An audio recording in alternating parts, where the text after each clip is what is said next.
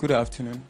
In Ghana today, 5.2% of households are affected by food insecurity, and it is quite concerning to see the rate at which we import vast amounts of vegetables that we can locally produce here, since Ghana has a very vast agricultural potential. And most often, these vegetables that they bring in here, they are not of good quality and they do not last that long. And that is where Teric Farms comes in.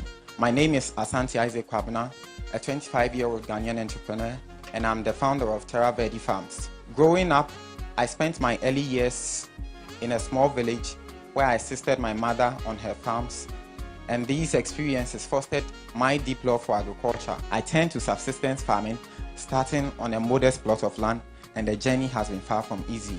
I was able to grow my initial investment of $120 to $2,600 by the end of the season. In 2023, I earned $4,600 from the sale of corn and cassava, with an additional $2,600 from the sale of vegetables. So currently, I produce between 2.5 to 3.5 tons of corn and between 3 to 4 tons of cassava from a 2-acre plot per harvest, with an additional 1.5 tons of vegetables. Despite these limited resources, I have been able to build a growing customer base of 10 food vendors, 10 retailers, and around 50 individual customers.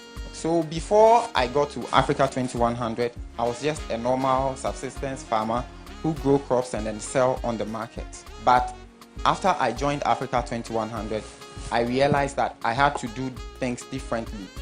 Now I have been able to come up with a clear goal that I'm going to follow. I have a vision that I'll be following to make sure that my business stands and then grows with time.